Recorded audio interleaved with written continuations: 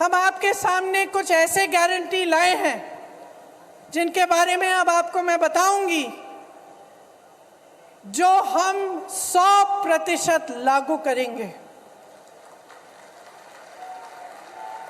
ये मेरा वादा है आपको।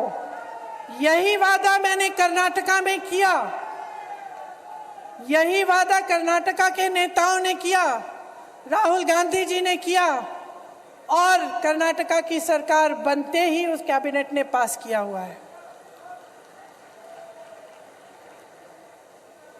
हर महीने महिलाओं को 1500 रुपए प्रति माह दिलवाया जाएगा। गैस का सिलेंडर 1000 रुपए का नहीं, 500 रुपए का आपको मिलेगा। आपके लिए 100 यूनिट बिजली माफ होंगे, सबके लिए। 200 यूनिट बिजली बिल की हाफ होगी, मतलब आधी। हम मध्य प्रदेश में भी पुराना पेंशन लागू करेंगे। आपका दर्द हम समझते हैं, कर्मचारियों का दर्द हम समझते हैं। आप देखिए इन्होंने क्या नहीं किया। आर्मी में भी इन्होंने 4 साल का वो कर दिया है, कर्मचारियों का पेंशन कटवा दिया है। तो हम कह रहे हैं कि सरकारी कर्मचारी सारे सुन लें, पुरानी पेंशन लागू होगी। जो किसान कर्ज माफ करने का काम हमने शुरू किया था उसको पूरा करेंगे और जो बचे हुए किसान हैं उनका ऋण माफ किया जाएगा। ये हमारी गारंटी है।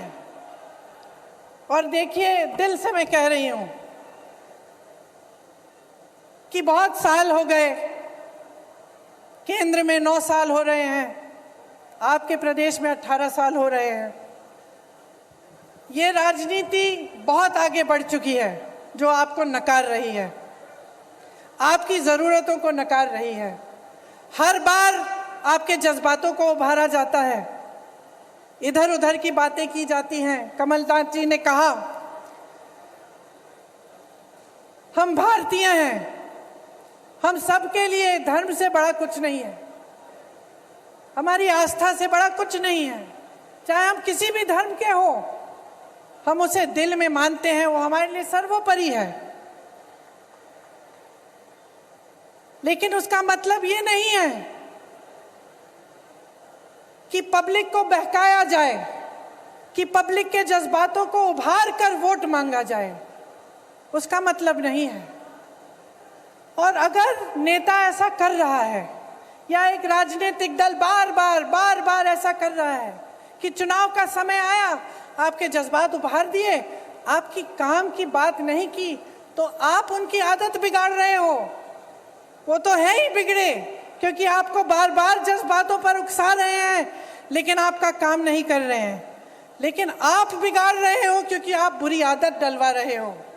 उस नेता को कभी ये एहसास नहीं होगा कि अगर वो आपका काम नहीं करेगा तो उसको सत्ता छोड़नी पड़ेगी। समझ रहे हैं आप मेरी बात? आपको समझाना पड़ेगा, दिखाना पड़ेगा नेताओं को, और उसमें हम सब शामिल हैं कि अगर हम आपका काम नहीं करें और चुनाव के समय आपके जज्बात उभारने की बात कर लें, या आपको किसी जैसे आप जज्बाती मामले पे आपको उकसा दें और फिर उसके बल पर आपके वोट लेके सत्ता में बैठ जाएं, लेकिन फिर आपकी बिजली हम ना दिलवाएं, आपका विकास हम ना करवाएं, आपकी सड़कें ठीक नहीं हो रही हैं, आपके बच्चों के लिए शिक्षा के मौके नहीं दिलवा रहे हैं, नौजवानों को रोजगार नहीं दिलवा रहे हैं और सिर्फ सत्ता के मजे ले रहे हैं, तो आपको सबक सिखाना पड़ेगा। तो मैं कहना चाह रही हूं कि 18 साल हो चुके, 18 साल में आपने सब कुछ देख लिया। अगर किसी इंसान ने 18 साल में अपनी असलियत आपको नहीं दिखाई और आपको ये पता नहीं चला कि वो आपका काम नहीं करने वाले हैं, तो शायद कभी नहीं पता चलेगा।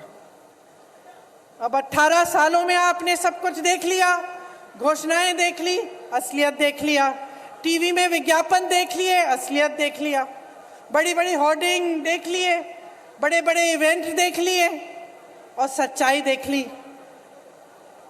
तो अब आप तय करिए, बच्चों के भविष्य का निर्माण करना है कि नहीं? करना है कि नहीं? करना है। अपने देश प्रदेश को विकसित बनाना है कि नहीं? अपने नेताओं को जवाबदेह बनाना है कि नहीं? बनाना है ना?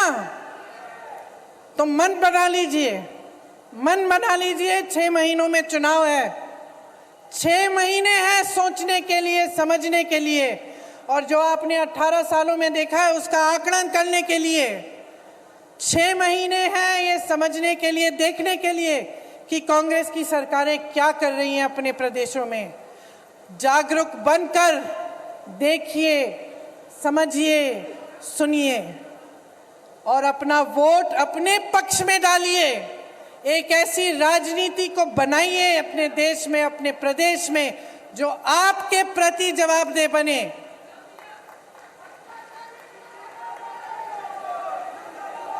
बहुत हो गया ये भ्रष्टाचार, आपको गुमराह करने का बहुत काम हो गया। आप नेताओं को मजबूर करिए कि जब इस मंच पे खड़े होते हैं तो आपके सामने सच बोले, नहीं तो आप उनको सत्ता से निकाल देंगे। यही आग्रह है मेरा आपसे। और खामखा चुनाव की वजह से मैं यहां खड़े होकर किसी की आलोचना करने नहीं आई हूं। मैं सिर्फ आपको जागरूक करने आई हूं। मैं आपसे वोट मांगने नहीं आई हूं, मैं आपसे जागरूकता मांगने आई हूं। क्योंकि मैं जानती हूं कि कितने संघर्ष के साथ, कितनी मुसीबतों का सामना करके कितनी मुश्किल से निर्माण होता है। किसी चीज को बनाने में क्या नहीं लगता, खून पसीना लगता है। मेरे परिवार के सदस्यों ने खून दिया है इस देश को बनाने के लिए। तो मैं जानती हूं कि निर्माण में कितना संघर्ष है और मैं जानती हूं कि सत्ता को भोगना कितना आसान है।